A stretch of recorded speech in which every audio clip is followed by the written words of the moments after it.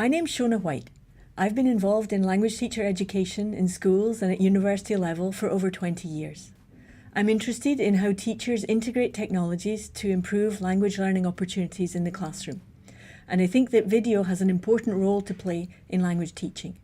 However, I think it's also particularly valuable for teacher education, and that's what I'm going to talk about in this video. We're going to be talking about peer filming in task-based approaches to language teaching. And I'm going to start with just a little background. One of my first experiences in teacher education was working with temporary native-speaking English language instructors at Nice University. We had 8 or 9 graduates from universities in the UK, in Ireland, Canada and the US who came to us for a year to teach mostly oral English, listening comprehension, pronunciation, speaking skills. Most of these instructors were young, they had little or no teacher training. They really only had their own experience learning French to guide them.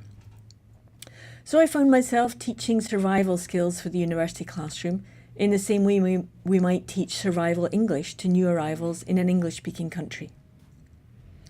We developed materials collaboratively. I observed their classes to give them some feedback, and we harmonized student evaluation. And what I found was that there were many obstacles to the kind of communicative and task-based approaches we were recommending already 20 years ago. And we certainly didn't have easy access to video either for teaching our students or for teacher education. It was in 2010 that I became involved in a primary school English project working with generalist primary teachers using video communication at the interactive whiteboard. It was a pilot project where we connected 2 classrooms and I used video-stimulated recall to evaluate the project. Here the focus was on task design in this technology-mediated environment. The participants were experienced teachers and we filmed both sides of the exchange for video-stimulated recall. In video-stimulated recall, we watch the classroom film with the teacher and discuss what we see, problems, successes, puzzling incidents, to try to understand what happened and maybe what worked, what didn't work, what could be changed. One of the problems we found seemed to be because the teachers were concerned about things other than actual language learning. What came out through video-stimulated recall were problems choosing appropriate activities, but also putting them into practice. Sometimes the teachers were too present, intervening in every exchange between learners, and sometimes the exchanges were too scripted, with the pupils learning everything by heart in advance. In particular, I was surprised to find very little focus on language learning. If you're interested in this, I wrote it up in the journal Recall. This led us to develop new projects to support teachers in the design of tasks that would take advantage of the interactional potential of this kind of technological environment. My colleague Jolien Kuttrum-Schmidt and I have written about one of these projects here. Between 2011 and 2017, we took the video-stimulated recall method to 2 European projects, iTilt and iTilt 2. The goal here was to build a bank of video clips of classroom practice with the IWB and other technologies like tablets and smartphones. These video resources are now available for teacher education in different languages, with different age groups, different pedagogical objectives, and different digital tools. Our focus in these projects was to demonstrate uses of new technologies in language teaching and show the integration of tools in new pedagogical practices, particularly task-based language teaching.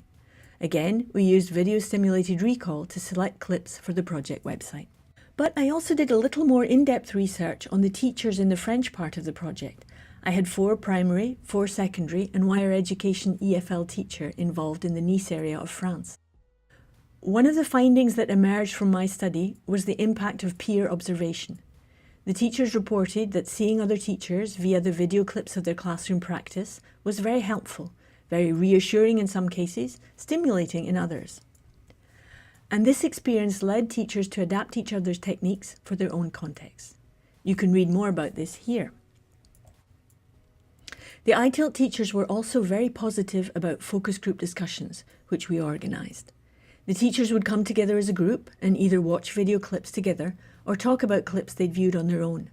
So not just observation, but also discussion seemed to be helpful. These examples give you some of the background to the technique I'm going to present today for the ViLTE project on video and English language teacher education. Here I'm working with pre-service teachers in our Masters in Teaching English programme at the University of Nice. These students are preparing to teach English as a foreign language in French secondary schools, so they're in what we call initial teacher education, teachers in training, taking university classes with school placements at the same time. The focus again is on the design and implementation of language tasks, and the method we're using is peer filming. Tasks, as we've seen in previous projects, are something teachers often have trouble with, since they can be quite different from their own language learning experiences, which often involve more explicit grammar teaching, often in teacher-fronted classes. In task-based teaching, teachers need to take a step back and allow learners to use their own language and negotiate their own interactions. We've seen that it's helpful for teachers to watch themselves or other teachers, and that discussing video examples in groups is also useful. So the method I'm talking about incorporates these elements of support for task design and discussion of video clips. But it outsources the actual filming, if you like, and this is what we call peer filming.